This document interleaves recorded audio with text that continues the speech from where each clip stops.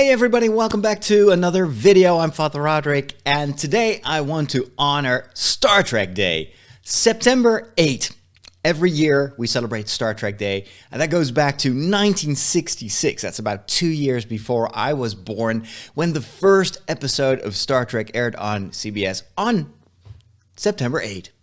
So today I've got 8 life lessons that I've learned. Well, life lesson is a big word, but I want to talk about 8 quotes from Star Trek that I think are really hitting the mark when it comes to good advice on how to look at the world, how to look at yourself, how to act, the choices to make. That's what I love about Star Trek, especially, I have to say, the original series. It's got a ton of quotes that shows that the writers went beyond just providing entertainment. There is actually a lot of, I think, very deep thought behind the philosophy of Star Trek, and that's probably one of the reasons that it is still so popular up until this moment. So here goes my list of 8 life lessons I learned from Star Trek.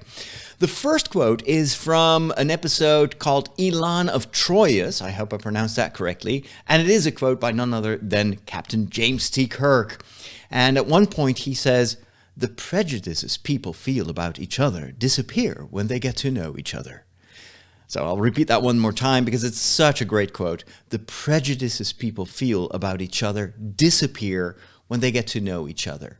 This, to me, is what Star Trek is all about. It is exploring the universe, to go where no man has gone before, encountering new civilizations, alien cultures. But it's all about expanding our own horizon and also teaching us in every encounter that what we see is not necessarily immediately what the reality is of that encounter. We always should suspend our judgment and first get to know these other cultures. This is also true for the relationships on board the Enterprise or Deep Space Nine or whatever other community we meet in the Star Trek series. Oftentimes, misunderstandings, problems, tensions arise when people really don't listen to each other, don't get to know each other, but judge based on their first impressions. And Star Trek is all about not doing that, learning to not judge too quickly, but to explore and encounter and see the positive. Even in weird aliens, there were, especially in the original series, a lot of episodes where the Enterprise would be, at first sight, threatened by some kind of alien monster, and only to discover later on that this was just another being, another creature that was looking to eat or to find shelter or whatever. And so in that way, it's a bit of a symbol of the way in which we sometimes look at animals. You know, we judge animals very often in very human ways, where we think, well, that mosquito is horrible. I hate that mosquito. Why? Because it's bothering me. But from the point of view of the mosquito, it's just trying to suck some blood from whatever source so it can procreate, so it can, take care of itself. And that is true for what we often label as animal cruelty, where it's just basically a hunter hunting a prey, and we do the same all the time. So we always have to be aware of that very, human way of judging the world around us. The second quote is again from James T. Kirk, and it's about us as a species. Our species can only survive if we have obstacles to overcome. You remove those obstacles, without them to strengthen us, we will weaken and die.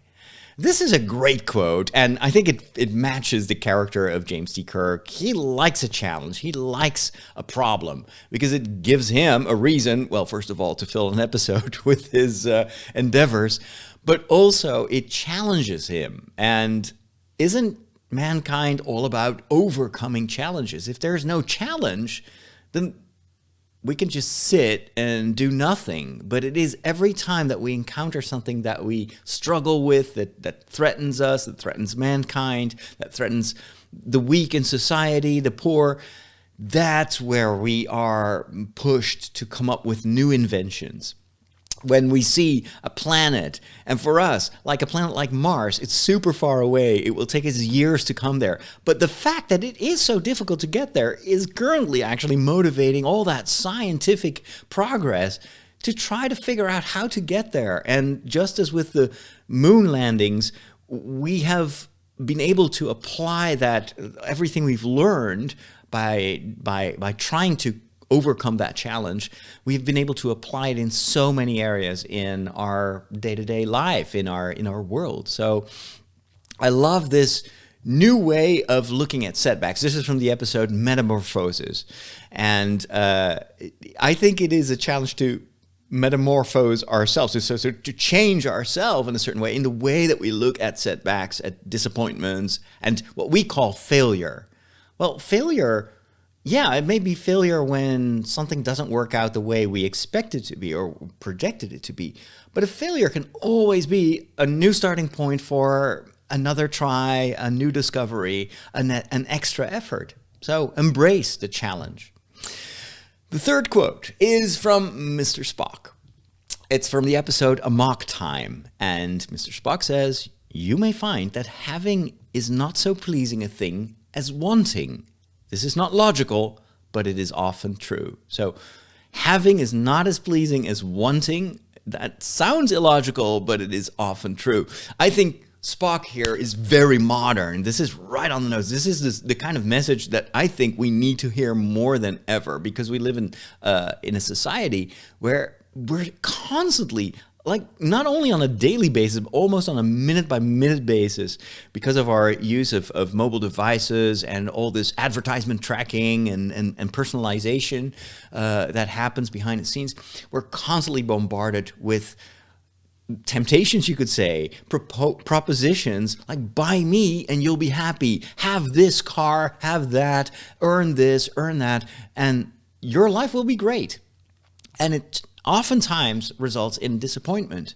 Once we have that new thing that we were so eagerly awaiting, the next watch, phone, tablet, computer, you name it, transporter, once we have it, the excitement dies almost immediately, and we start looking for, well, what's going to be the next update? What's going to be the next version of the device that I have that is now so slow? And so there's this whole, obsolescence of the stuff that we buy. And sometimes we pay more than $1,000, and we have something we know in a year from now we're already see as, kind of old-fashioned and ready to be renewed.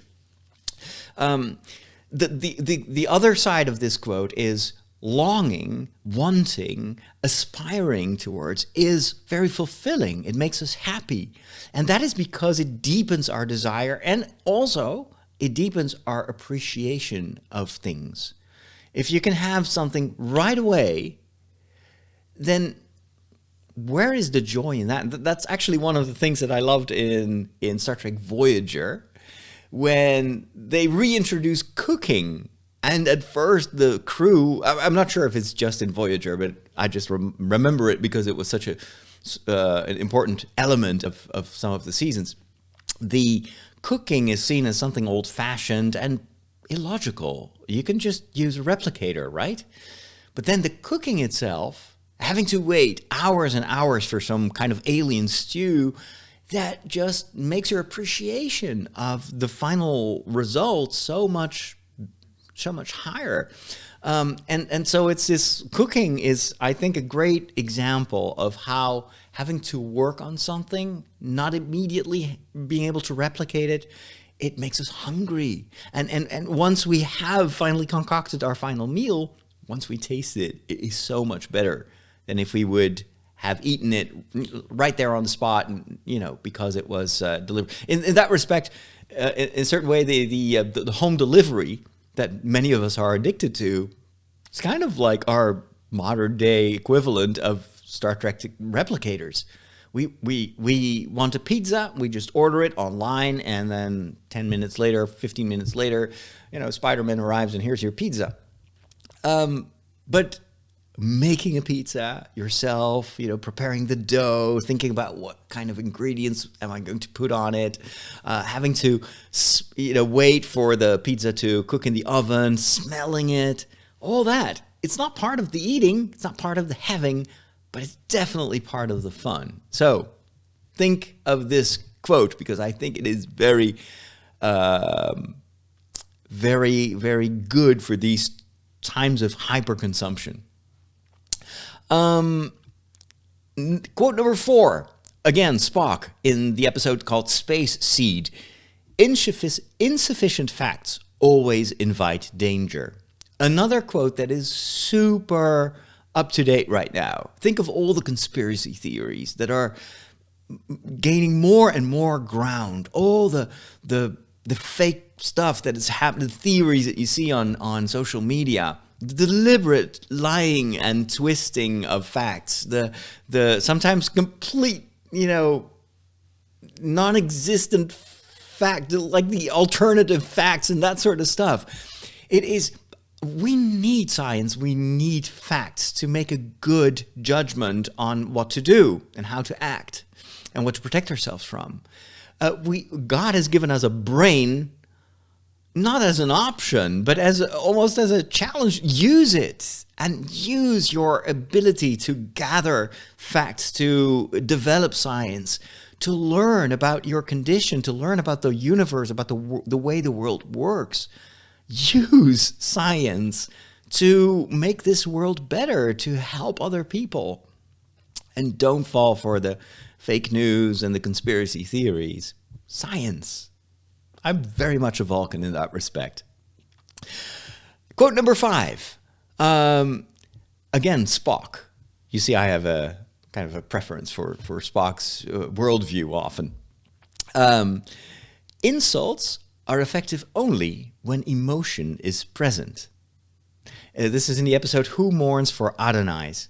I love it because this is something that I wish I'd heard when I was a kid and I was constantly bullied and attacked. But even today, even when you're online and someone attacks you, posts a nasty comment or a tweet, that attack, that insult, that whatever that person is trying to do to hurt you only has power over you if you let it have power over you. If you react with emotion, that's where the insult, the attack actually starts to hurt you. But you should be more Vulcan, I think, in this respect. I should be more Vulcan and just say, well, someone utters something and it's probably meant as an insult. I'm not going to let it touch me. Even if that insult has a little bit of truth in it, and often those hurt the most, you can still tell yourself, well, thanks for the feedback. I will take what I can change, and all the rest, this amplification of what I do wrong and thereby judging me, that's not my problem. Just leave it with the person that has that assessment. Don't let it put you in a state of mind where you start hurting yourself and degrading yourself and not trusting yourself anymore. I love that quote. And insults are effective only when emotion is present. And I think he means our emotion. Quote number 6, again, Spock. Humans do have an amazing capacity for believing what they choose and excluding that which is painful. Spock has that quote in the episode, and the children shall lead. Great episode, by the way, if I remember correctly. I think this is a quote that applies to what we call confirmation bias.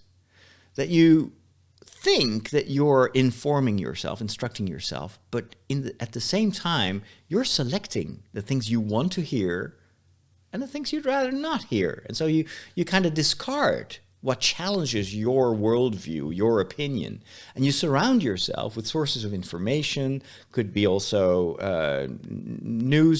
newspapers or certain channels that you watch that match your worldview. Star Trek is all about not doing that. It's going beyond your own limited scope of the world and open yourself for discovery. And I think this is something Spock is very right about. We humans have a tendency to close our minds and to not look, especially at the stuff that hurts us, or that we can't deal with, or we don't know how to deal with, that makes us anxious and uncertain. We try to push it away. Even in the way that we browse through the news, what are the articles that you always skip? It's like, an attack somewhere in the Middle East, or famine in Africa, or all the cliches. That's the news that we push away. Actually, even from a business perspective, often news agencies prefer to send their reporters to the world that we know. And there are many areas in the world where there are massive disasters happening, and there's almost no reporter there because bad news doesn't really sell. Unless it is very close to home and it somehow touches our own experience. Star Trek is all about try to stretch your interest, stretch your imagination, and dare to look at the suffering in the world. Don't step away when things go wrong. That is where you are needed to make a change. Number 7. This is from Dr. McCoy. Finally, another of the main actors with a good quote. This is actually a quote that I love, and it is true beyond the confines of Star Trek. This is from the episode "The Ultimate Computer," and the quote has to do with that. Compassion, says Dr. McCoy, that's the one thing that no machine ever had. Maybe it's the one thing that keeps man ahead of them. So true. Again, so true. And so applicable to our current world, where a lot of times the decisions, even the big decisions that we make in our society, are based on what computers have gathered.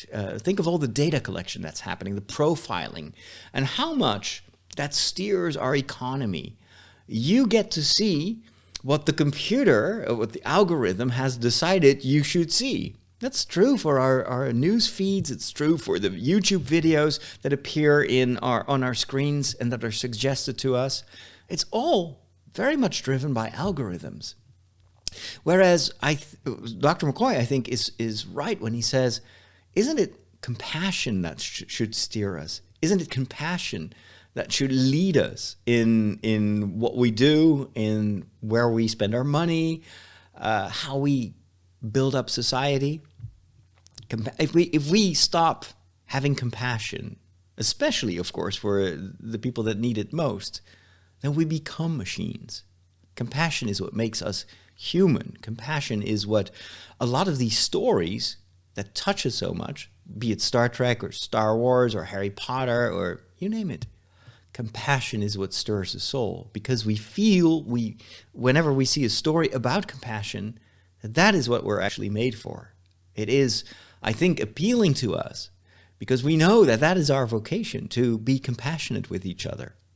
And of course, we can suffocate that, and we can ignore it, and we can act based on other criteria.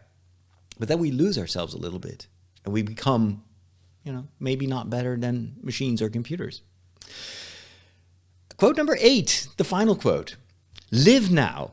This is from Jean-Luc Picard. Of course, I can't do a Star Trek video without Jean-Luc Picard. Live now. This is from, by the way, the episode Inner Light, which again, fantastic episode. Live now. Make now always the most precious time. Now will never come again. This is wisdom so great that you're surprised to find it in, a show actually meant to entertain us. But this is so true. You only live now, and this is so powerful. Now is the moment that you live your life. Now is that you can make the best of your life. You can't do that tomorrow because tomorrow is not here yet. Nor does it make much sense to live in regret and always looking back at what you've lost or what didn't work, because that's in the past. That is not now, and it will never come again. You may learn from the past, and even anticipating the future can inspire you what to do right now. So I'm not saying that you shouldn't plan or that you shouldn't, read history or anything. But the fact is, you shouldn't be stuck in the past, nor should you always procrastinate everything to the future.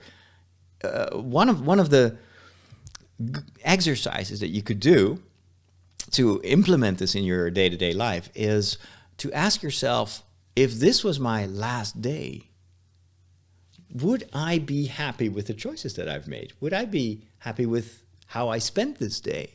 If I had only one more week to live, would I sweat the small stuff like I do right now? Would I get upset about these tiny little things? Would I be offended by these people that probably a year from now I won't even remember? Am I going to rant about this or that news quote that I've read, or this or that person, if a year from now that probably really doesn't matter anymore to the world and to me? So, and instead, what are the things that at the end of my life I really don't want to regret? And there has actually been research asking people in the final moments of their lives, if they look back, what would they have done differently? What do they regret most? And it was always the same kind of answers. I regret that I didn't spend more time with my family and friends, that I didn't, spend more time in reading or expressing myself for the non-economical things. And it's so funny that almost no one says, well, you know what I'm really happy with is that I've worked so much.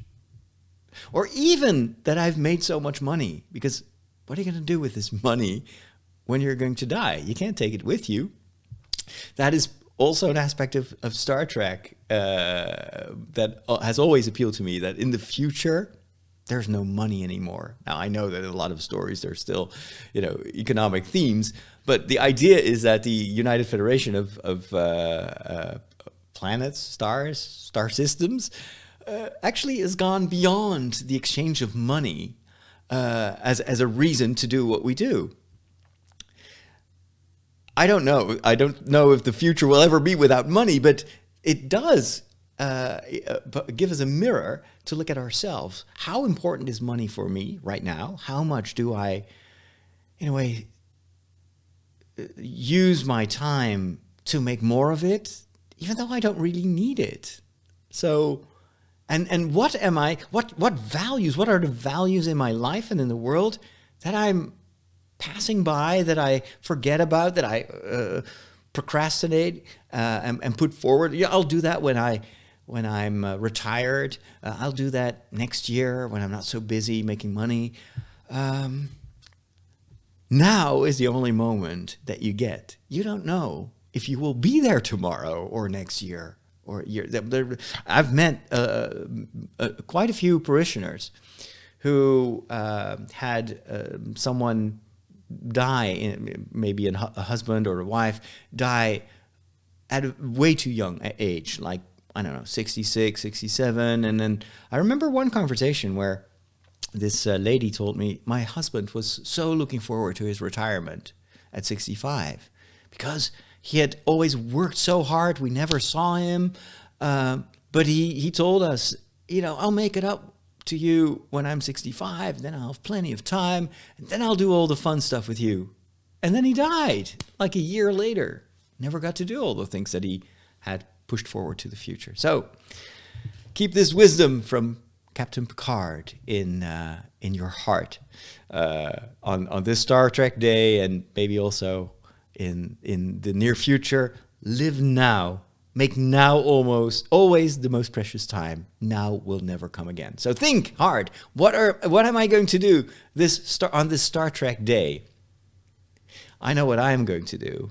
I just received my order of the classic Star Trek movies on Blu-ray. I'm going to watch an episode. Well, not an episode. I'm going to watch one of those movies, preferably with the audio commentary, and learn even more about the world of Star Trek and enjoying it to the fullest. I'm not going to limit that to today, by the way. There's lots of Star Trek in the near future. and I hope you enjoy it just as much as I do. Thank you so much. Let me know in the comments, what are the life lessons that you've learned from Star Trek? Is there an episode? Is there a quote? Is there a moment, a character maybe that has impacted your life? I'd love to hear from you, and maybe I'll do a follow-up video based on your comments and reactions. Until then, I'll see you hopefully soon, and live long and prosper.